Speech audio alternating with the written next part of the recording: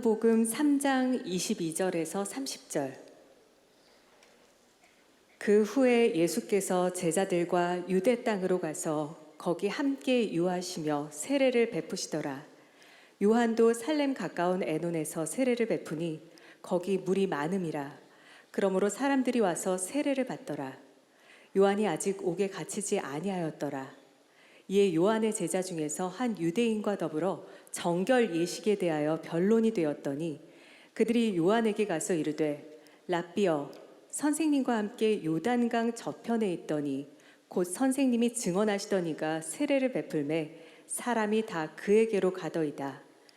요한이 대답하여 이르되 만일 하늘에서 주신 바 아니면 사람이 아무것도 받을 수 없느니라. 내가 말한 바 나는 그리스도가 아니요 그의 앞에 보내심을 받은 자라고 한 것을 증언할 자는 너희니라. 신부를 취하는 자는 신랑이나 서서 신랑의 음성을 듣는 친구가 크게 기뻐하나니 나는 이러한 기쁨으로 충만하였노라. 그는 흥하여야 하겠고 나는 쇠하여야 하리라 하니라. 혹시 저를 본 적이 있으신 분 손 한번 들어주시겠어요? 네, 내려주시고요. 처음 봅니다. 손 들어주세요. 처음 봅니다. 압도적으로 많네요. 내려주십시오. 예, 괜찮습니다. 나도 너를 모르니까요. 네, 그럼 제 소개를 하죠. 제 이름은 이명주입니다. 직업은 목사입니다. 늘 직업이 뭐냐는 이야기를 듣고 다닙니다.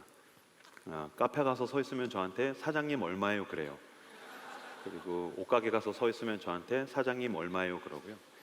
다행인 거는 제가 4년 전에 교회를 개척하면서 머리를 자른 겁니다. 그 전에 이렇게 머리를 배우 류승범처럼 기르고 싶어가지고 이렇게 길렀었어요. 머리를 이렇게 쭉 길렀는데 현실이랑 이상이 다른 거죠. 머리를 길렀더니 류승범은 오간도 없고 웹툰 마음의 소리에 애몽이가 있었어요. 그래서 이거 어떻게 해야 되지? 안 되겠다. 그래서 이제 잘랐어요. 잘랐더니 집회 갔더니 목사님 일본 순사같이 생겼어요. 그런 얘기 듣는 목사예요. 여러분 만나서 반갑습니다. 오늘 로드십이라는 제목으로 함께 말씀을 나누도록 하겠습니다. 저는 청소년 사역자 출신이에요. 청소년 사역하다가 청년 사역하고서 이제 개척을 했는데 그러다가 보니까 젊은이들한테 질문을 굉장히 많이 받았어요. 뭐 연애에 대한 질문이라든지 진로에 대한 질문이라든지 인간관계에 대한 질문이라든지 뭐 다양한 질문들, 뭐 신학적인 거, 교리적인 거, 신앙적인 거 굉장히 많은 질문들을 한 15년 동안 받다가 보니까 저한테 요령이 생겼어요. 뭐냐면은 말이 중요한 게 아니라 출제자의 의도가 중요하다는 걸 제가 알게 되었어요. 무슨 말이냐면은 사람들이 질문을 할 때에 퀘스천 마크를 달지만 이게 지적 호기심일 수도 있고 진짜 자기의 삶의 방향을 선택하기 위해서 질문을 하는 경우가 있고 아니면 자기 자신을 합리화하기 위해서 질문을 하는 게 있다는 걸 제가 깨닫게 됐다는 거예요. 그래서 이게 왜 이런 질문을 하고 있는가, 출제자의 의도를 제가 파악한 다음에 거기에다가 대답하는 것들을 제가 이제 알게 되었어요. 그러다가 보니까 출제자의 의도를 알려면 뭐를 보면 되냐면 애터튜드를 보면 됩니다. 그러니까 어떤 태도로 질문을 하느냐. 예를 들면 청년들이 저한테 굉장히 많이 하는 질문 중에 하나 뭐 그런 거죠. 목사님, 성경에서는 술에 대해서 뭐라고 이야기합니까? 성경은 술에 대해서 어떻게 이야기하고 있습니까? 라고 묻는다면 저는 그 친구와 함께 굉장히 많은 대화를 한 준비가 되어 있어요. 근데 어떤 사람은 가끔씩 와가지고서 애티튜드가 후져요. 목사님, 성경에서 술 먹지 말라는 얘기가 어디 있어요? 애티튜드가 후지죠. 그러면 저 같은 경우는 이제 애티튜드가 후지고 출제자의 의도를 파악해요. 목사님, 성경에 술 먹지 말라는 얘기가 어디 있어요? 그렇게 얘기를 하면은 저 같은 경우 그냥 가서 마셔 새끼야 이렇게 얘기해요. 그냥 먹고 싶다고 얘기를 해 새끼야. 뭐 내가 먹지 말라 안 먹을 거야? 먹을 거잖아. 가서 먹으세요. 마음대로 하세요. 그러니까 출제자의 의도, 내가 먹고 있으니까 합리화하기 위해서 질문을 하느냐 아니면 자기의 삶의 방향에 대해서 선택하기 위해서 질문을 하느냐라는 걸 보게 되었다는 거죠. 제가 청소년 사역을 할 때였었어요. 벌써 한 10년 정도 된 것 같은데 대부분의 교회에 그리스도의 양이 있으면 제가 있었던 교회는 그리스도의 양 아치만 100명이었었어요. 뭐 막 문신하는 애들도 엄청 많고 뭐 레터링은 애교고 앞에는 호랑이, 뒤에는 용. 그리고서 여름에는 이렇게 설교를 하고 있으면은 남자가 이렇게 호랑이 문신을 한 친구가 이렇게 그물로 된 시스루 티를 입고 와요. 그러면 설교하고 있으면 저쪽에 호랑이가 그물에 걸려 있어요. 나가고 싶다 막 그러고 있고.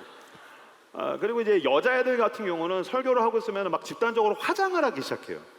그 내가 설교하고 있으면 여자애들이 막 화장을 하면 내가 교회에 있는 건가 올리브영에 있는 건가 막 헷갈리고. 실화예요, 실화. 우리 교회에서는 화장품 거울은 오케이였었어요. 왜? 너도 살고 나도 살아야 되니까. 근데 금지가 뭐였냐면 공주 거울은 금지였었어요. 왜냐면 공주 거울 이렇게 세고서 화장하면 거울 뒤편에다가 설교하니까. 근데 어느 날은 설교하고 있는데 공주 거울을 꺼내는 거예요. 그래서 제가 그 새끼를 혼냈어요. 야 이 새끼야! 공주 거울은 안 된다 그랬지! 그랬더니 그 녀석이 화장하다가 그 거울을 저한테 이렇게 가리키면서 공격! 그랬어요. 그래서 이게 공격받는 느낌이구나. 근데 그런 그리스도의 양 아치 중에서 어떤 녀석이 어느 날 저한테 질문을 했는데, 제가 어느 가을에 차량 운행을 하면서 차를 태우고서 집에 막 데려다 주고 있는데 한 놈이 쌤, 이제 저희 애들은 저한테 쌤이라고 했으니까 쌤, 하나님 선악과 왜 만든 거예요? 괜히 그거 만들어가지고 사람 죄 짓게 만들고 선악과 같은 거 뭐하러 만든 거예요? 그러는 거예요. 우선 애티튜드가 후지지 않습니까? 출제자의 의도를 제가 파악했죠. 쌤, 하나님 선악과 같은 거 왜 만든 거예요 도대체? 그래서 제가 이렇게 운전하다가 보니까 저쪽에 가을이었는데 버스 정류장 앞에 은행나무가 있는 거예요. 노랗게 단풍잎이 물들어 있는 은행나무가. 그래서 제가 이렇게 가리키면서 얘기했어요. 하나님이 선악과 왜 만들었냐고? 예. 그럼 내가 하나만 물어볼게. 야, 저쪽에 버스 정류장 앞에 은행나무가 있지? 노랗게 물들었잖아. 예. 저 버스 정류장 앞에 왜 은행나무가 있을까? 그랬더니 그 녀석이 저한테 모르죠 그러는 거예요. 그래서 제가 대답했어요. 나도 모르지. 버스 정류장 앞에 은행나무가 왜 있는지도 모르는데 임마, 태초에 선악과가 왜 있는지 내가 어떻게 알아 이 새끼야. 닥치고 죄나 짓지 마. 여러분, 제가 선악과를 왜 만들었는지만 모를 것 같아요? 아니요, 난 왜 바퀴벌레를 만들었는지 몰라요. 난 왜 하나님이 모기를 만드셨는지 몰라요. 난 왜 나한테 고양이 알러지가 있는지 난 몰라요. 그죠? 난 그런 것들에 대해서 난 알지 못해요. 왜 만들었는지는 누가 알 수 있을까요? 하나님이 아시겠죠. 크리에이터니까요. 디자이너니까요. 그 창조의 목적에 대해서는 나와 우리는 사실은 알 수 없어요. 다만 우리가 알 수 있는 게 있어요. 이것이 어떤 의미를 가지는가. 이 이야기가 우리에게 이야기하고 있는 그런 효용성은 무엇인가. 그러니까 이 말씀을 붙들고 우리가 어떻게 살기를 원하시는가에 대해서는 우리가 알 수 있는 거죠. 그러면서 저는 하나님이 선악과를 만드셨다는 것이 이런 뜻이구나라는 것을 깨닫게 된 계기가 있었어요. 저희 집의 거실에는 소파와 TV가 있는 구조가 아니고 저희 집은 큰 식탁이 있고 그 다음에 거실에는 서재가 있어요. 근데 제가 결혼하고 나서 신혼 때 제가 뭐를 샀냐면은 레고를 샀어요. 왜냐면 제가 키덜트적인 기질이 있어요. 어렸었을 때부터 레고를 너무 사고 싶었는데 큰 거는 못 샀으니까 내가 나이를 먹으면 돈을 모아서 레고를 사야지. 그래서 1년 동안 돈을 모아서 신혼 때 이따만한 해적선을 샀어요. 10몇만 원짜리. 저는 그 해적선을 사던 그날을 잊을 수가 없어요. 그 매일같이 2주일 동안 그걸 조립하던 그 정말 꿈결 같은 나날들. 할렐루야. 너무 행복했어요. 그래서 그걸 2주 동안 열심히 조립을 해가지고서 해적선을 제가 거실 중앙에다가 딱 세워놨어요. 너무 뿌듯한 거예요. 근데 문제가 생겼어요. 우리 큰딸이 나이를 먹기 시작하는 거예요. 지금은 10살인데 이 녀석이 3살, 4살, 5살을 넘어가니까 이 녀석이 거실에 있는 서재 한가운데에 있는 그 제 해적선을 만지고 싶어 하는 거예요. 그래서 얘가 막 서재로 올라가려고 그래도 안 돼. 못 만지게 하고 끌어내리고 막 혼내고. 그런데도 기어코 그 서재 한가운데 있는 제 해적선을 만지려고 하는 거예요. 근데 이상한 게 제 딸에게는 장난감방이 있었거든요. 장난감방에는 너무나도 무수한 장난감이 가득히 있었거든요. 그런데도 하필 더 비싸고 세련된 장난감 다 많은데 아빠의 그 해적선을 만지고 싶어하는 제 딸을 보면서 제가 그때 창세기 2장 16절 17절을 깨달았어요. 띄워주시겠어요? 같이 읽겠습니다. 시작.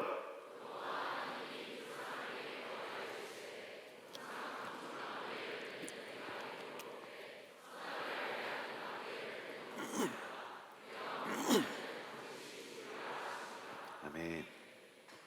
제가 그때 이걸 깨달았어요. 여호와 하나님이 그 사람에게 명하여 이르시되 동산 각종 나무의 열매는 네가 이무려 먹되 선악을 알게 하는 나무의 열매는 먹지 말라. 네가 먹는 날에는 반드시 죽으리라. 이런 뜻이구나. 은유라, 네 장난감방에 있는 모든 장난감은 네가 임으로 만지되 거실 중앙에 있는 해적선을 만지는 날에는 네가 정령 죽으리라. 만약에 저희 큰딸이 그 해적선을 만졌어요. 또는 해적선을 집어 던졌어요. 제 큰딸이 제 해적선을 집어 던졌다고 해서 저희 집 5층 베란다 밖으로 제가 제 딸을 집어 던지진 않겠죠. 너 내 거 던졌어. 나도 너 던질 거야. 아니죠. 근데 여러분, 거실 한가운데 있는 해적선이 가지는 의미가 뭘까요? 은유라, 아빠가 널 너무너무 사랑해. 다 줄 수 있어. 네 장난감 방에 있는 것뿐만이 아니라 이 집에 있는 모든 것, 그리고 아빠의 목숨까지도 나는 너를 위해서 다 줄 수 있어. 하지만 이 해적선이 이야기한 건 이거죠. 명심해. 그렇다고 해서 너가 주인은 아니야. 이 집의 주인은 나야, 이 자식아. 이명규 명의로 대출을, 나 이 대출금 받느라 아주 뒤질 것 같아. 매달 8일마다 우리 은행에서 문자가 오고 있다고, 이 자식아. 이 해적선이 가지는 의미가 뭐죠? 누가 주인이냐라는 거죠. 내가 주인이라는 거예요. 마찬가지로 여러분, 동산 중앙에 있는 선악과와 생명나무가 가지는 의미가 뭐죠? 하나님이 이야기하신 거죠. 아담아, 내가 널 사랑해서 다 줬어. 지구에 있는 모든 걸 다 줬어. 동산에 있는 모든 걸 다 줬어. 하지만 그렇다고 해서 너가 주인은 아니야. 내가 널 사랑해서 모든 걸 다 너에게 허용했지만 그렇다고 너가 주인은 아닌 거야. 내가 널 사랑해서 너에게 준 거야 라고 하나님께서 이야기하시는 거예요. 가장 잘 보이는 동산 중앙에 그 나무가 꽂혀 있죠. 그걸 볼 때마다 느껴야 되는 거야. 난 주인이 아니야. 하나님이 날 사랑하셔서 나에게 허락하신 거야. 하나님이 모든 걸 만드신 거야. 하나님이 나를까지도 만드신 거야. 하나님이 보내신 거야. 하나님이 허락하신 거야. 하나님이 은혜로, 선물로 나에게 있는 모든 걸 주신 거야. 그치? 주인은 하나님이고 나는 청직이야. 주인은 하나님이야. 그 선악과를 볼 때마다 누가 주인인가를 깨달아야 되는데, 선악과를 먹었다는 것은 무슨 뜻이죠? 필요 없어요. 내가 주인이에요. 하나님 필요 없어요. 내가 주인이에요. 선악과를 왜 먹죠? 그걸 먹으면 하나님처럼 될 수 있어서. 그러니까 내가 주인이 되려고 하는 모든 시도를 죄라고 이야기할 수 있는 것입니다. 여러분, 마찬가지로 누가 주인입니까? 로드. 우리는 그리스도께 기도할 때 주님이라고 이야기하죠. 주인이라는 뜻입니다. 여러분, 하나님이 당신의 주인이 맞습니까? 다시 묻겠습니다. 하나님이 당신의 주인이 맞습니까? 내 모든 것의 주인이 하나님이 맞습니까? 내 모든 것을 주님께 드리기를 원합니까? 자, 아멘 했어요. 이번 주에 제가 영상에서 SNS에서 봤는데, 한 남자 직원이 한 여자 직원한테 프로포즈를 했어요. 술을 잔뜩 먹고 새벽에 전화해가지고서 난 너를 사랑해, 내 모든 걸 너에게 주고 싶어, 너무너무 사랑해, 막 그랬다라는 거예요. 그럼 새벽에 전화 오니까 이 여자 직원이 자기는 맨정신인데 남자가 술 기운으로 막 사랑한다고 다 줄 거라고 막 하니까 뭔가 미심쩍은 거죠. 반신반의예요. 근데 이 남자가 뭐라고 얘기했냐면은 하늘의 별도 따다 줄게 그랬다는 거예요. 하늘의 별도 따다 줄게, 다 해줄게 라고 그랬다는 거예요. 그래서 이 여자 직원이 그랬대요. 진짜요? 다 해줄 수 있어요? 그래, 다 해줄게. 하늘의 별도 따다 줄 수 있어요? 다 따다 줄게 그랬대요. 그래서 이 여자 직원이 얘기했대요. 알겠어요. 대신 하늘의 별 필요 없고 내일부터 나를 위해서 도시락을 싸다 줘요. 그랬더니 남자 직원이 가부장적인 사람이었나 봐요. 그건 아니지. 도시락은 여자가 싸는 거지. 난 도시락 못 싸지. 그랬다라는 거예요. 그래서 그 여자 직원이 이렇게 얘기했대요. 하늘의 별은 개뿔, 도시락도 못 사다 주는 주제 하고 끊었다라는 거예요. 아까 우리가 찬양했어요. 다시 일어나 주를 예배함이 나의 기쁨이 됩니다. 나의 모든 것을 주님께 드리길 원합니다. 모든 것 말고 당신의 시간을 하나님께 드릴 수 있습니까? 하나님이 물으시는 거예요. 너 너의 시간을 떼서 줄 수 있겠어? 모든 거 필요 없어. 내일의 너의 일부를 줄 수 있겠어? 너의 돈의 일부를 줄 수 있겠어? 너의 휴가를 나에게 줄 수 있겠어? 너의 자존심을 나에게 줄 수 있겠어? 너의 고집을 나에게 줄 수 있겠어? 너가 뭔가 붙들고 싶어하는 그 무언가, 아니면 내가 너무 갖고 싶어하는 그 무언가, 나 이거 없으면 나 끝나요 라고 이야기하는 그 무언가, 너 그거 줄 수 있겠어? 다 필요 없다고. 하늘의 별 필요 없다고. 너 나에게 도시락을 싸다 줄 수 있겠어? 그리고 너가 청년으로 살아가는 이 시대 가운데에서 내 주변에 있는 지극히 작은 자에게 그걸 줄 수 있겠어? 복음이 필요한 사람에게 줄 수 있겠어? 사랑이 필요한 사람에게 줄 수 있겠어?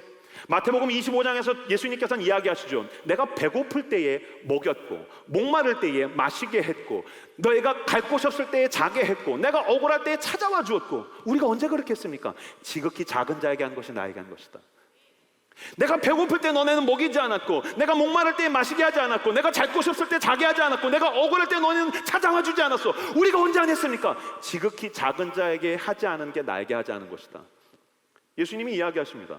우리의 주인께서, 내 모든 것의 주인이 되신 그분께서 하늘의 별 필요 없어. 도시락 싸올 수 있어? 내게 있는 것 하나하나 작은 것들로부터 실제적으로 주님께 드리는 연습과 훈련을 하시는 저 여러분들 다 되시기를 그리스도 이름으로 축복합니다. 여러분, 예배의 핵심은 무엇입니까? 예배는 나의 주인이신 하나님 앞에 내 삶으로 하나님이 주인입니다라고 고백하는 것입니다. 이게 당연한 게 아닌 게, 세상은 누가 주인을 노릇하고 있죠? 돈이 주인 노릇하고 있죠. 쾌락이 주인 노릇하고 있죠. 사람이 주인 노릇하고 있죠. 인기가 주인 노릇하고 있죠. 이런 것들이 주인 노릇하고 있을 때 우리는 모든 것에서 멈춰서 하나님이 주인입니다. 내 주인은 하나님입니다라고 고백하는 것이 예배입니다.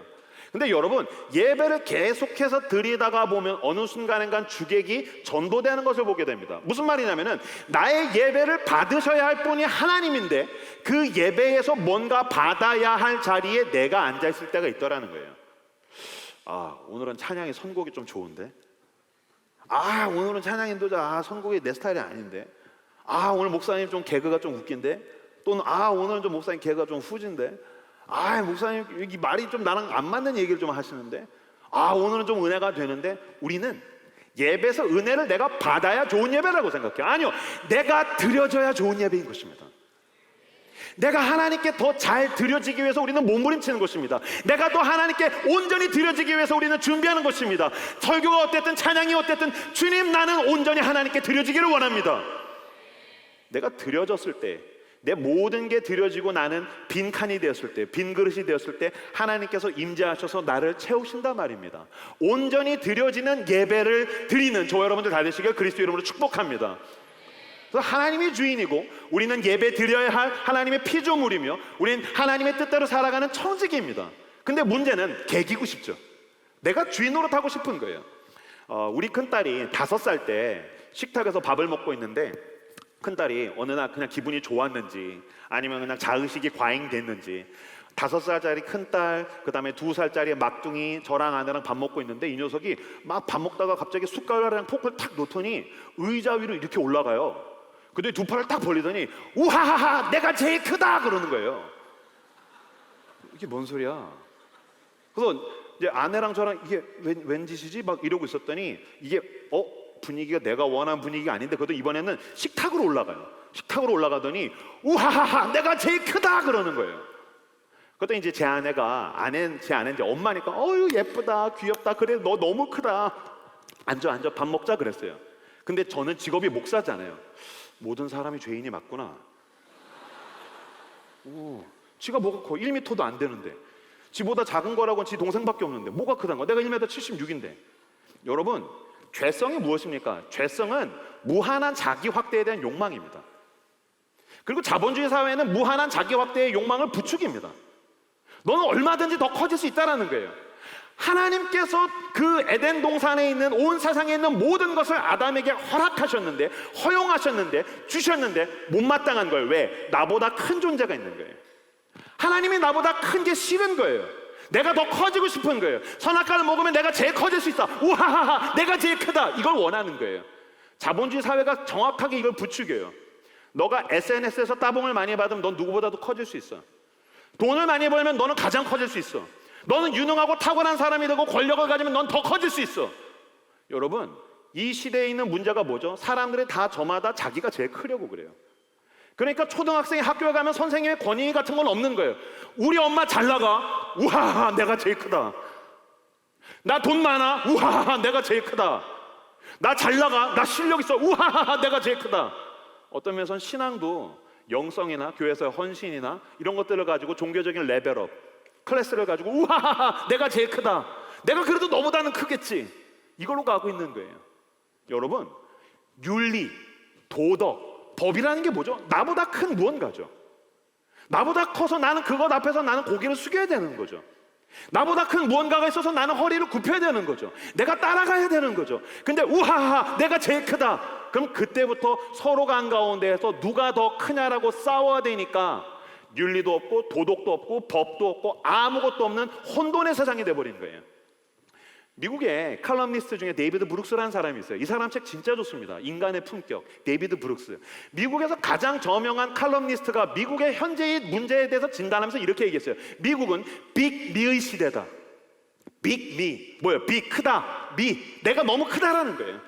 우리나라에서 일어나고 있는 문제가 정확해요. 내가 제일 크네. 너가 나보다 크다고 못 견디는 거예요. 내가 커지니까 돈만 있으면 아무것도 안 보이는 거예요. 내가 돈이 되었든 권력이 되었든 그 무언가를 붙들고 모든 걸 다 자기 눈 아래로 보는 큰 사람을 뭐라고 얘기하냐면 안하무인. 안하, 눈 아래에 사람이 없다. 넌 사람이 보이지 않는구나. 넌 네가 제일 커가지고 모든 걸 다 짓밟으려고 하는구나. 넌 착취하려고 하는구나. 억압하려고 하는구나. 그렇지, 내가 제일 크다. 여러분, 내가 너무 커지니까 세상이 혼돈스러워지는 거예요. 더 이상 커질 수 없는 사람이 그 외로움과 두려움과 아픔 속에서 허덕이니까 할 수 있는 거라고는 차를 몰고 나가서 불특정 다수에게 달려드는 거예요. 칼로 찔러서 나 작지 않아라는 걸 증명하고 입증하고 싶어 하더라는 거예요. 여러분, 너무너무 내가 커지면 어떻게 시작해요? 내가 나를 어떻게 만족시켜야 될지를 모르기 시작해요. 내가 뭔가 나보다 큰 게 있으면 저걸 따라가면 되겠지. 나보다 큰 게 있으면 내가 여기 앞에 순응하면 되겠지. 나보다 큰 게 있으면 내가 이것에 대해서 해석하고 의미와 작업을 하면 되겠지. 근데 내가 너무 커져버렸어요. 내가 모든 걸 선택할 수 있어요. 그때부터 사람은 공허해지기 시작하고 선택의 함정에 빠지기 시작해요. 왜 여러분 그럴 때 없어요? 집에서 테레비를 이렇게 틀었는데 세상에 채널이 한 200개, 300개 정도 돼요. 근데 돌리는데 볼 게 하나도 없어. 세상에 채널이 200개인데 무한한 자유와 무한한 선택이 나한테 갖춰졌는데 재밌는 게 하나도 없는 거야. 나랑 맞는 채널이 하나도 없는 거야. 그래서 돌리다가 보면 갑자기 어떤 아저씨가 막 낚싯대를 가지고 붕어를 잡기 시작해요. 아니 세상에 붕어를 찾아서 이게 왜 방송이 되는지 난 모르겠어요. 그리고 계속 올리다가 보면 막 골프를 치고 있고 막 올리다가 보면은 아저씨들이 막 바둑을 두고 있고 그러다가 보면 돌리다가 보면 막 스님이 등장하고 목사님도 등장하고 야 세상에 이렇게 다양한 채널이 있구나. 근데 볼 게 하나도 없어요. 저희 교회 청년들 늘 저한테 와서 얘기해요. 목사님 어떤 직업을 선택해야 될지를 모르겠어요. 연애할 때 어떤 사람을 선택해야 될지를 모르겠어요. 내가 무엇을 선택하는 게 좋은 선택인지를 모르겠어요. 너무나도 무한한 자유가 내 앞에 펼쳐져 있으니까 선택의 함정에 빠지더라는 거예요. 근데 여러분 왜 외국 갔는데 그런 경험 해보신 적 없어요? 외국 갔는데 TV를 이렇게 틀었어요. 저도 이렇게 작년인가 베트남 여행 갔는데 베트남 여행 이렇게 틀었더니 막 깽깽깡깡 막 그래요. 그래서 뭐지? 말을 못 알아듣겠어. 그래서 막 이렇게 돌리는데 우리나라 채널이 한 2개 정도 있어요. 보니까 막 10년 전 드라마 풀하우스 막 이런 거 송혜교의 앳된 모습을 볼 수 있어요.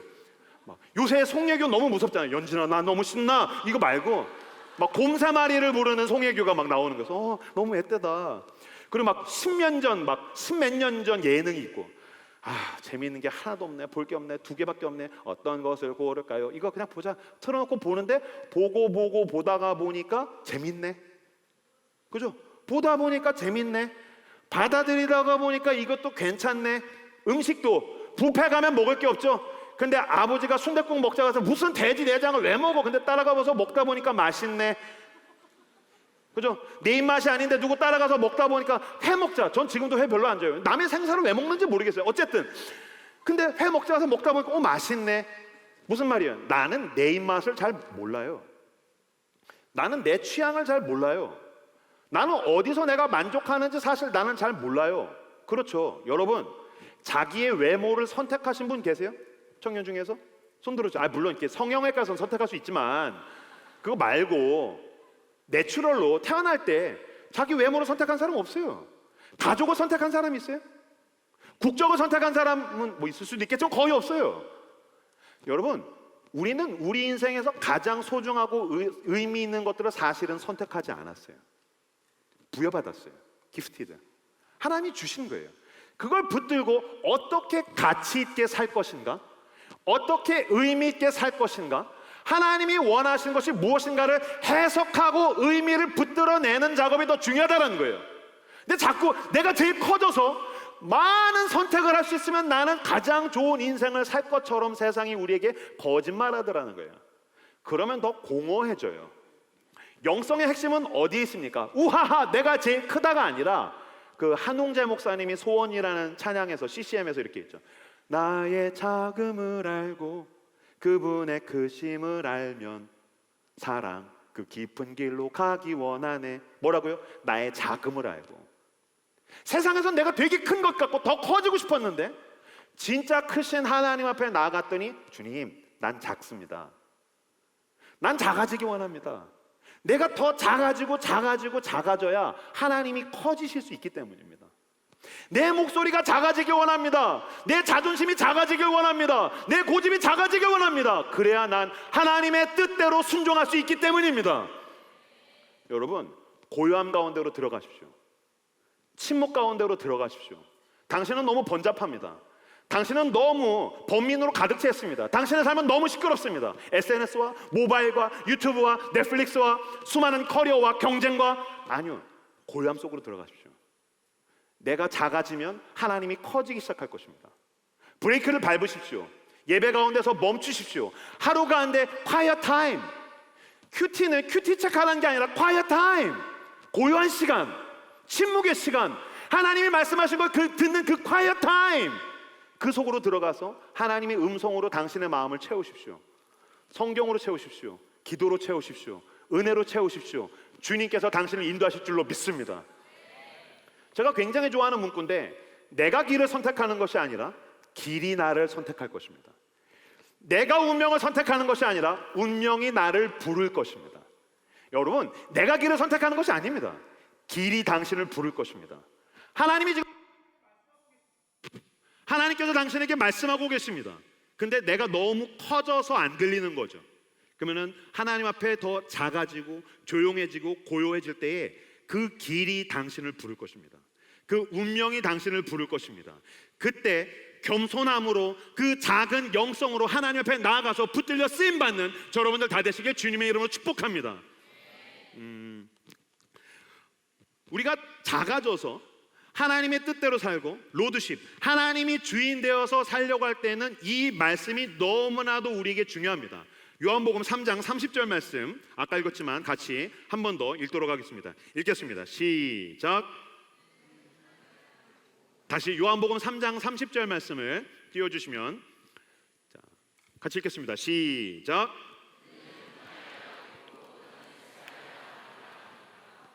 아멘. 그는 흥하여야 하겠고, 하나님은 원래도 크시지만 더 커지셔야 하고 그분의 주인 되심을 드러내셔야 하고, 나는 쇠어야 하리라. 더 작아져야 된다. 난 더 낮아져야 된다. 이것이 영성이라는 거예요. 그는 흥하여야 하겠고 나는 쇠어야 하리라. 근데 이 이야기를 누가 했냐? 세례 요한이 했습니다. 세례 요한. 세례 요한에 대한 설명을 좀 드리죠. 세례 요한은 독특한 사람입니다. 세례 요한은 구약 이후에 400년의 중간기를 거쳐서 어둠을 뚫고 등장한 구약의 최후의 마지막 선지자, 신약에 들어가 있는 그 구약의 선지자예요. 여러분, 그러니까 400년을 뚫고서 나왔으니까 굉장한 인기를 얻었겠죠. 게다가 세례 요한이 독특한 게, 먼저 저도 패션이 독특한 사람인데 가죽 옷을 입고, 게다가 그의 음식 취향은 더 독특해요. 그는 메뚜기와 석청을 먹었어요. 그럼 가죽 옷을 입고 막 메뚜기, 석청 막 이런 거 이상한 거 먹고 그러면 약간 느껴지는 풍기는 이미지가 뭐죠? 락커죠. 가죽 잠바 막 우와 막 그다음에 막 메뚜기 막 꿀짜서 막 먹고 막. 그 다음에 도심지에서 벗어나서 외곽에서 강에서 사람들한테 세례를 주는데, 이게 장로교에서 물 뿌리는 세례가 아니고 침례입니다. 그럼 사람들이 오면은 사람들을 완전히 담궈버리는 거예요. 그 우리나라 정확한 표현이죠. 담궈버리는 거예요, 그냥. 그러니까 이 사람들이 회개하겠다고 찾아오면 세상의 그 교회 외곽 지역에 있는 강으로 막 열심히 그 모래바람을 뚫고서 그 중근동에 있는 사람들이 막 세례받겠다고 왔으면, 아유 오시느라 고생하셨어요. 진짜 힘드셨죠. 자 오세요. 신앙 상담하고 교리 문답하고 세례 드릴게요. 이렇게 해야 되는데 오면은 욕하는 거예요. 오면은 이 독사의 자식아. 우리나라에서 욕은 개나 숫자가 들어가죠. 이스라엘에서의 욕은 독사가 들어갔어요. 그러니까 쌍욕하는 거예요. 저는 교회에 개척했어요. 4년 됐거든요. 한번 꼭 해보고 싶어요. 새 신자가 왔는데 쌍욕을 하는 거죠. 라이트하우스 서울숲 처음 왔습니다. 독사의 자식아. 회개에 합당한 열매를 맺어라. 예, 알겠습니다. 와, 막 담궈버리고 꺼져. 회개해. 으하 메뚜기. 으하 석청. 와 새끼야. 머리끄댕이 잡고 담가버리자. 세례 요한 희한한 인간이에요. 그잖아요? 이상한 사람이에요.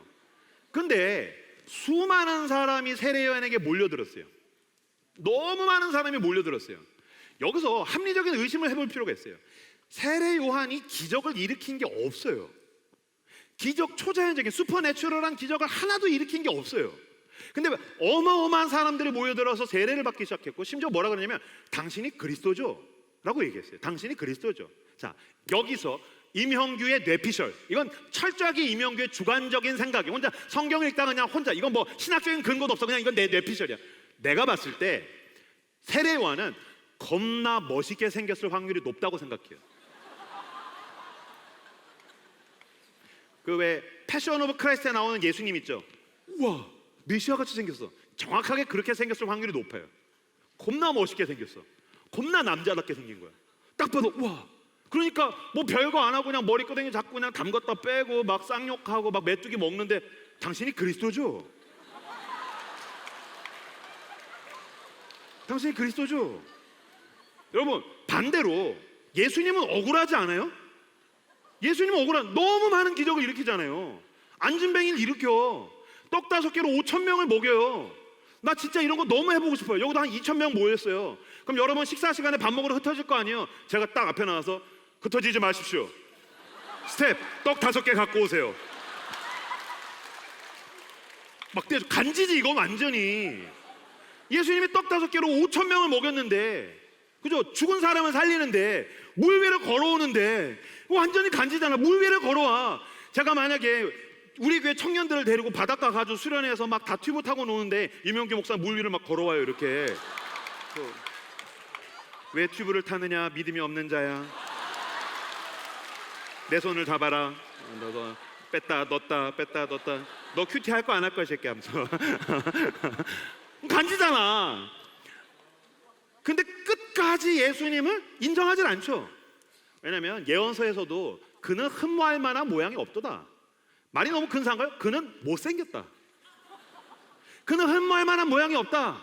그는 생긴 게 파다. 얼굴 보는 순간 흠모할 만한 모양이 없는데? 그럼 제 스타일로 얘기하면, 야, 안진뱅이 일으킨 건 알겠어. 저 얼굴은 아니잖아. 야, 죽은 사람 살린 건 알겠어. 근데 어떻게 메시아가 저런 얼굴로 와? 저 키랑 저 몸매는 저건 아니지. 난 도저히 못 믿겠어. 그래서 어떻게 하죠? 죽이잖아요. 예수님을 죽이잖아요. 여러분, 예수님이 진짜 패션 오브 크라이스트의 그 예수님처럼 멋있게 생겼으면 못 죽이죠. 손에 못을 박으면서 죄책감을 느껴요. 난 악마야. 옆구리에 창을 어떻게 찌르겠어요? 막 예수님이 내가 심히 목마르다. 그러면 창을 들고 형, 난 못하겠어. 형, 난 도저히 못하겠어. 형이 해. 아니야, 네가 해. 난 못하겠어. 나는 죄인입니다. 무릎 꿇겠지. 근데 내가 목마르다. 닥쳐! 닥쳐! 못생겨가지고. 그러니까 과감하게 죽이죠. 그죠? 세례요한은 겁나 잘생겼을 확률이 높아요. 여러분, 세례요한이 어찌됐든 당대의 가장 유명한 종교인입니다. 우리나라 치면 우리나라에서 가장 유명한 목사님이고 전 세계에서 가장 어떤 각광받는 목사님, 목회자, 종교인. 근데 세례요한이 당대의 최고인데 못생긴 하나님의 아들이 그리스도께서 진짜 그분께서 오셨어요. 그리고 세례요한이 내가 봤을 때 이거 갈등이 되게 됐을 거예요. 사람들이 와서 물어요. 당신이 그리스도죠? 당신이 그리스도죠? 그랬었을 때 내가 그리스도다라고 얘기할 필요 없죠. 당신이 그리스도죠? 그럼 어떻게 하면 돼요? 세례요한이 이렇게 했다가 그냥 그러면 되잖아. 믿음이 좋구만 하고 가면 되잖아. 그렇죠? 사이비 종교 교주들이 자기가 교주라고 하나님이라고 얘기 잘 안 하잖아요. 그냥 신천지 이만희 같은 경우 그냥 이러고 있는 거잖아요. 그럼 사람들이 알아서 신격화 하잖아요. 근데 당신이 그리스도죠? 라고 얘기했더니 세례요한이 뭐라고 합니까? 난 아니다. 난 아니다. 아까 읽었던 3장 28절에서 30절까지 말씀, 3장 28절에서 30절까지 말씀을 같이 한 목소리로 읽겠습니다. 시작.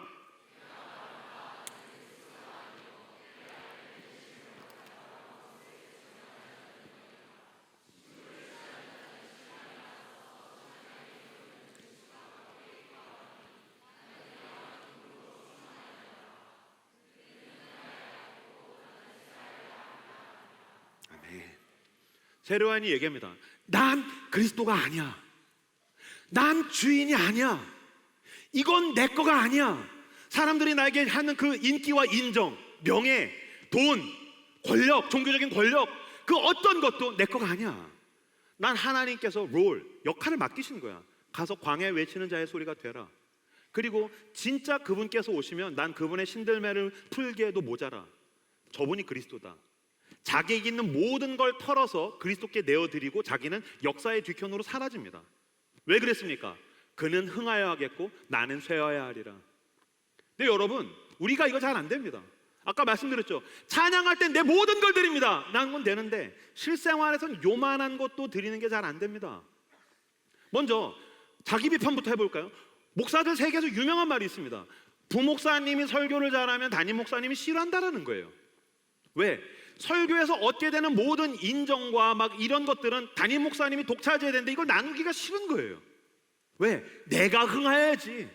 나머지 것들은 쇠해도 상관없어. 그럼 목사님만 그렇습니까? 아니요. 임직자들도 그렇죠. 장로님, 집사님, 권사님들도 그렇죠. 제가 청소년기 때 다녔던 교회는 40년 된 교회였어요. 그 교회는 40년 됐는데 더 놀라운 것은 마치 40년이 된 것 같은 에어컨이 있었어요. 제가 고등학교 때 농구를 하고 너무 더워가지고 저 본당에 가서 에어컨을 틀었는데 이따만한 에어컨이 40년 된 에어컨이 저에게 화를 내기 시작해요. 으아! 하면서 막 으아! 왜 틀어? 하면서 막 그래서 나한테 막 뜨거운 바람을 내뿜는 거예요. 너무 뜨거운 거야. 그래서 아니 왜 에어컨이 뜨거운 바람을 화를 내면서 내뿜지? 그래서 그 교회의 부목사님이 저희 아버지였었어요. 그래서 제가 아버지한테 물었어요. 아버지, 저 에어컨 고장난 거 아시죠? 에어컨 틀었더니 뜨거운 바람 내면서 막 화를 내요. 그랬더니 제가 아버지께 따졌어요. 아빠, 왜 그 에어컨 안 바꾸는 거예요? 말이 안 되잖아요. 왜 본당에 그런 썩은 에어컨이 있는 거예요? 그랬더니 그 아버지께서 저한테 대답하셨어요. 형규야, 에어컨 옆면에 보면 그 에어컨을 기증하신 장로님의 이름이 쓰여져 있단다. 그 에어컨을 교체하려면 방법은 두 가지밖에 없단다. 지금도 그 당회에서 활발하게 사역을 하시는 장로님이 직접 바꿔주시든지, 두 번째로 주님께서 그분을 데려가시는 거지. 다음 날부터 저는 그 장로님을 데려가시길 기도했어요. 농담이에요. 농담이야. 날 뭘로 보고. 그럼 여러분, 그럼 장로님이랑 권사님이랑 집사님들만 그래요? 아니죠. 여러분 이제 청년들이니까 청년들, 찬양팀, 찬양 인도자, 아니면 셀 리더, 소그룹 리더, 나보다 더 잘하는 사람 왔었을 때, 그치, 우리가 하나의 교회니까 예수님이 영광 받으실 수 있다면 내가 이걸 쥐고 있느냐는 건 중요하지 않지. 당신이 하시오. 양보하고 그는 흥하여 하겠고 나는 쇠하여 하리라가 됩니까? 아니죠. 나보다 누군가가 더 잘하면 험담하죠. 밀어내죠. 소외하죠. 섬기는 사람만 그렇나? 아니죠. 형제들, 나보다 더 잘생기고 운동 잘하고 훌륭한 형제가 오면은 일로 와요. 우리 교회 처음 왔죠. 같이 지냅시다 라고 합니까? 아니죠. 험담하고 밀어내고 소외하죠. 내가 흥해야 되고 교회는 쇠하든 말든 상관없어. 자매들은 안 그래요? 여성들은 나보다 이쁜 자매 오면 껴줘요? 새로 우리 교회 왔어요? 아니죠. 청년 하나가 새로 교회에 오면 그 교회에 10년, 20년 된 청년들이 텃세를 부려요. 내가 봤을 때 꼰대도 문제지만 젊은 꼰대는 문제 아닙니까? 그렇죠? 누가 흥해야 됩니까? 나를 부인하고 내 모든 것을 모아서 주님께 드리며 그는 흥하여 하겠고 나는 쇠하여 하리라. 주님, 나는 역사의 뒤편으로 사라지든 주님이 무대 위로 세우시든 그 아래에 있든 난 이게 중요하지 않습니다. 주여, 나를 받으셔서 당신의 영광을 빚어내어 주시옵소서 라고 응답하시는 저 여러분들 다 되시기를 그리스도의 이름으로 축복합니다. 그래서 29절에 보면은 난 신랑이 아니야. 뭐라고 얘기합니까? 난 친구야. 전 이걸 이렇게 얘기하고 싶어요. 따라서 해주세요. 들러리 정신. 크게 들러리 정신. 들러리 정신. 여러분, 우린 신랑이 아니에요. 예수님이 주인이에요. 예수님이 신랑이에요. 우린 들러리예요. 우린 교회 안에서 들러리가 되어야 합니다. 우린 하나님께서 일하실 때 기꺼이 들러리가 될 준비를 해야 합니다. 저희 교회에 매달 결혼식을 하는데, 그래서 저도 주례를 계속 하는데, 첫 주례를 제가 재작년에 저희 교회 교인 남자 여자 형제와 자매를 이제 제가 주례를 했어요. 첫 주례였었어요. 그러다 보니까 주례를 어떻게 해야 될지 모르겠는 거예요. 그래서 주례하면은 나도 옷을 멋진 걸 입어야지. 근데 8월 달에 여름에 너무 더울 때였어요. 그래서 제가 어떻게 할까 하다 새 옷을 사야겠다, 이쁜 옷을 사야겠다. 그래서 제가 시어서커 자켓이라는 걸 샀어요. 시어서커 자켓은 흰색 바탕에 하늘색 스트라이프가 들어있는 자켓이에요. 그게 이탈리아에 있는 그 패셔너블한 남자들이 많이 입어요. 그래서 흰색 바지에 흰색 셔츠에 시어서커 자켓, 와우, 나도 그걸 입어야겠어라는 미친 생각을 한 거예요. 그래서 제가 흰색 바지, 흰색 셔츠, 시어서커 자켓을 딱 걸어놓고 결혼식을 기다리고 있었어요. 제 아내가 제 옷방에 오더니 그걸 봤어요. 여보, 이게 뭐야? 이번 주 토요일 날 걔네 결혼하잖아. 주례할 때 입을 거야. 아, 흰색 바지에 흰색 셔츠에 시어서커 자켓. 부흥회 나가? 미쳤어? 왜? 신부들도 흰색 옷 안 입어. 아무도 흰색 옷 안 입어. 신부만 입어. 당장 나가! 막 그러면서 와. 당장 나가서 까만색 옷 사와! 그러더라고요. 그래서 나가서 저는 순종해서 검정색 정장을 입었어요. 전 지금도 결혼식에 가면 검정색 정장을 입습니다. 왜요? 내가 주인공이 아니기 때문이죠. 난 들러리입니다. 하나님께서 일하실 때 난 검정색 정장을 착용하길 원합니다. 내 마음에 착용하길 원합니다. 난 주인공이 아닙니다. 난 주인이 아닙니다. 난 기꺼이 그분의 영광을 위해서 들러리가 되길 원합니다. 당신이 당신의 교회에서, 당신이 사랑하는 그리스도의 몸된 교회에서, 주님, 나를 통하여 우리 교회 가운데 주의 영광을 부어주십시오. 우리를 통하여 일하여 주십시오. 그럴 수 있다면 난 기꺼이 들러리가 되겠습니다. 라는 사람들이 모여들 때에 놀라운 하나님의 역사가 나타날 것입니다. 새로운 사람들이 그리스도의 복음을 느끼고 경험하고 그 사랑으로 충만하여서 여러분 주변에 있는 그 외롭고 고립되고 소외된 자들이 여러분의 교회로 진정한 그리스도인을 향하여서 하나님의 나라 가운데로 인도함 받게 될 줄로 믿습니다. 그렇게 들러리로 쓰임받는 저 여러분들 되시기를 주님의 이름으로 축복합니다. 저는 제 삶의 주인이 아니더라고요. 난 주인이 아니에요. 무슨 말이냐면요, 나는 들러리뿐만이 아니라 나는 요새 보니까 내 인생에 대한 무면허 운전자라는 걸 제가 알게 됐어요. 난 주인이 아니다 뿐만 아니라 그냥 나는 무면허 운전자예요. 무슨 말이냐면은 운전 처음 하는 거예요. 저는 청소년 사역자로서 매해 마음 아픈 뉴스가 최근에도 그런 일이 일어났는데, 고등학교 3학년 남자의 4명이 술을 먹고 차를 훔쳐서 이 무면허 운전자들이 운전하고 가다가 가로수를 들이받아서 그 자리에서 죽는 사건이 일어나요. 왜 죽었을까요? 무면허 운전자니까요. 운전할 줄 몰라요. 어디로 가야 될지를 몰라요. 그런 주제에 나는 운전할 수 있어, 내가 원하는 대로 갈 수 있어 라고 착각한 거예요. 그리고서 가다가 보니까 어떤 면에서는 죽음이라는 귀결은 자연스러운 당연한 귀결이에요. 여러분, 마찬가지로 이사야서에서는 죄인들을 뭐라고 얘기하냐면, 우리 무릇 양 같아서 제 갈 길로 갔거늘. 양은 목자가 없으면 어디로 가야 될지 몰라요. 난 푸른 초장으로 갈 거야. 울타리를 훌쩍 뛰어넘었어요. 주인 필요 없어. 우하하, 내가 제일 크다. 하고 가서 어디로 가요? 낭떠러지로 가요. 하고 어디로 가요? 늑대 입을 향해서 늑대 주둥이로 달려들어요. 그게 양이에요. 무슨 말이냐면 우린 무면허 운전자예요. 나는 처음 운전해요. 저는 요새 그 어떤 때보다도 가장 긴장과 떨림 가운데 기도해요. 난 45살을 처음 살아요. 겉으로 봤었을 때 우리 교회 개척한 지 4년 됐는데 청년들이 계속해서 몰려들고 있어요. 와, 목사님 교회 너무 힙해요. 인스타그램 사역도 잘하고 청년들이 계속해서 모여들고 있어요. 되게 좋겠네요. 아니요, 난 250명 교회를 처음 나는 사역해요. 나는 교회 개척 4년차 목사 처음 해요. 나는 10살짜리 딸을 처음 키워요. 7살짜리 꼴통 처음 키워요. 무엇보다 제 아내는 저랑 산지 12년 됐는데 날마다 새롭고 늘 새로워서 어떻게 될지 모르겠어요. 너무 두려워요. 주님, 어떻게 될지 모르겠어요. 핸들을 어디로 틀어도 내 안에 짜증을 내는 것 같아요. 내 딸을 어떻게 키워야 될지를 모르겠어요. 사역을 어떻게 해야 될지를 모르겠어요. 나는 내 인생에 대한 무면허 운전자예요. 당신은 아니에요? 왜 힘들죠? 20살을 처음 살아요. 취준생을 처음 해요. 취업을 처음 했어요. 이직을 처음 해요. 연애를 처음 해요. 결혼 준비를 처음 해요. 우린 내 인생에 대한 무면허 운전자예요. 어느 날 이 무면허 운전자가 미친 듯이 광란의 질주를 하다가 꽤 가다가 꽝 하고 누군가를 들이받아요. 죽었어요.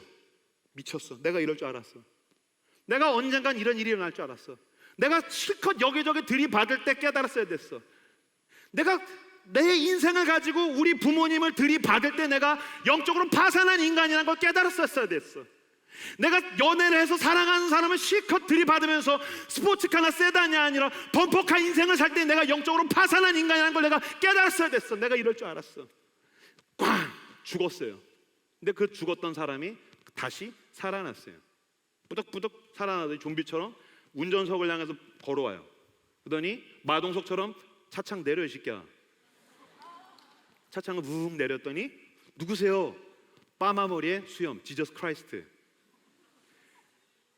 무면허 운전자가 광란의 질주를 할 때 대신 죽으셔서 멈추게 하신 주님, 내 죄와 사망을 위해서 대신 죽으셨다가 부활하셔서 내 인생 가운데 찾아오신 주님이 나한테 물으시는 거예요. 너 운전 처음 하지? 너 처음 하지? 너 운전할 줄 모르지? 예 주님, 난 45살 처음 운전해요. 주님, 나는 교회 개척 4년차 처음이에요. 주님, 난 10살짜리 딸 처음 키워요. 운전대에서 꺼져. 여러분, 회개는 운전석에서 나오는 거예요. 내 인생의 운전대를 주님께 내어드리는 거예요. 나는 운전석에서 나와서 엑셀과 브레이크에서 발을 떼고 주님이 운전하십시오. 내가 운전했더니 나는 실컷 절벽과 벼랑 끝과 여기저기 들이받으면서 나는 범퍼카 같은 인생을 살았습니다. 당신이 운전하십시오. 오셔서 나의 주인이 되어주십시오. 그리고 나는 보조석에 앉는 거죠. 주님께서 나를 인도하시기 시작합니다.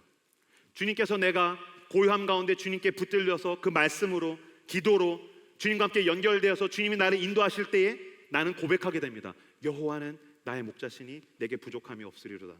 그가 나를 푸른 초장과 실만한 물가로 인도하시는도다. 아멘. 주님께 당신의 운전대를 내어드리십시오. 무면허 운전자로 광란의 질주를 멈추십시오. 그리고 예수 그리스도를 초청하십시오. 날마다 그분이 내 인생을 견인하고 인도하고 운전하게 만드십시오. 주님이 가장 좋은 길로 인도하실 줄로 믿습니다. 반주해 주시겠습니까? 교회 개척을 처음 했는데 4년 전에 청년들 15명이랑 용기 있게 패기 가지고 믿음 가지고 교회 개척을 했는데 너무너무 힘들었어요. 왜냐면 아무것도 없는, 공간도 없고 돈도 없고 내가 미쳤어. 교회 개척을 괜히 했어. 저는 매일 울면서 1시간씩 하나님 앞에 나갔던 것 같아요. 한두 시간씩 매일 울면서 하나님 나 어떻게 해요? 게다가 코로나가 왔어요. 나는 나이는 40 훌쩍 넘었는데 난 언제 월급 받지? 우리 교회는 어떻게 되는 거지? 내 인생은 어떻게 되는 거지? 다시 어디 교회라도 부목사로 들어갈까? 미쳤어. 내가 괜히 개척해서 코로나를 내가 어떻게 이기겠어? 난 망했어. 하나님 나 어떻게 해요? 내 자식은 어떻게 키워요? 내 인생은 어떻게 되는 거예요? 모든 날들이 하루하루 사랑판 같고 두렵고 공포에 질려 있고 걱정하고 불안하고 그것과 매일 싸우면서 그렇게 가고 있었어요. 어느 날 아침에 이제 애들이 방학이었는데 엄마한테 닌텐도의 그 저스트 댄스라는 게임을 틀어달라고 막 쪼르는 거예요. 엄마 저스트 댄스 틀어줘. 춤추는 게임이에요. 앞에서 춤추고 있으면 지들도 따라추는 게임. 근데 그때 저희가 닌텐도가 없어서 핸드폰으로 유튜브에 있는 걸 틀어줘가지고서 춤추게 했던 그때거든요. 테레비랑 연결해서 핸드폰을 쥐고서 막둥이가 저스트 댄스 틀어줘, 그거 틀어줘 막 쪼르는 거예요. 그 저랑 아내랑 이야기했어요. 어떻게 할까? 틀어주자. 오케이. 틀어주기로 응답했어요. 문제가 생겼어요. 막둥이 6살짜리가 그 핸드폰을 쥐고 이거를 놓지를 않는 거예요. 틀어줘 저스트 댄스 틀어줘. 틀어줄게. 아빠가 틀어줄게. 엄마가 틀어줄게. 아니야 틀어줘. 그걸 내놔야 틀어주지. 틀어줘. 근데 당시에 9살이었던 제 딸이 알아들었어요. 아 엄마 알겠어. 근데 가더니 지 동생의 멱살을 탁 잡았어요. 너 희한한 얘기를 해요. 루나, 엄마는 좋은 엄마야 나쁜 엄마야? 좋은 엄마. 그럼 좋은 엄마가 너한테 틀어준대잖아. 내놔. 아니야 틀어줘. 왜 안 틀어줘? 그러니까 두 번째로 딱 잡죠. 정신 차려 임로원. 엄마는 좋은 엄마야 나쁜 엄마야? 그래서 이제 눈동자가 흔들려요. 좋은 엄마. 그럼 내놔. 아니야 저스트 댄스 틀어줘. 그랬더니 세 번째로 멱살 잡고 정신 차려. 엄마는 좋은 엄마야 나쁜 엄마야?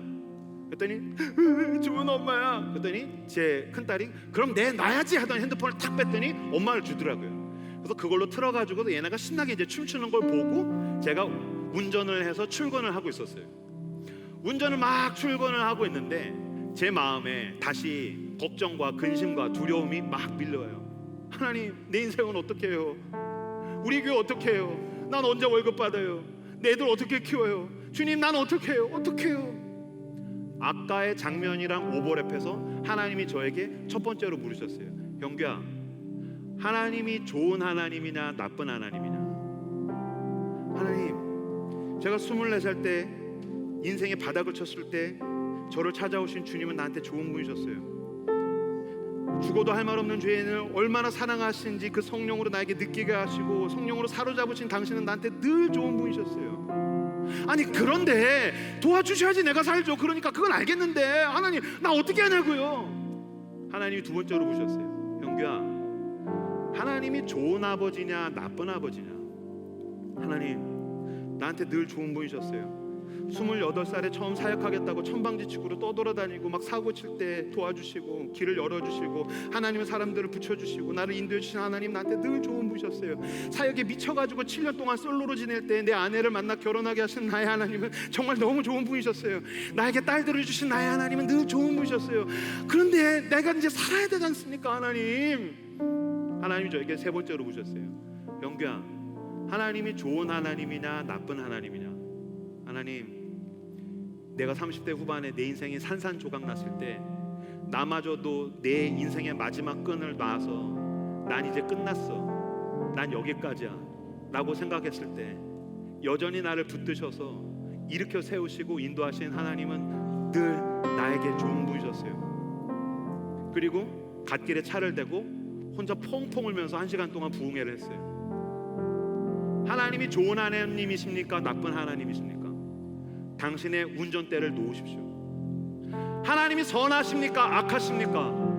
예수의 십자가를 바라보십시오. 나를 사랑하셔서 대신 죽으신 그 십자가를 바라보므로 운전대에서 손을 놓으십시오. 주께서 내 인생을 가장 좋은 길로 인도하실 줄로 믿습니다.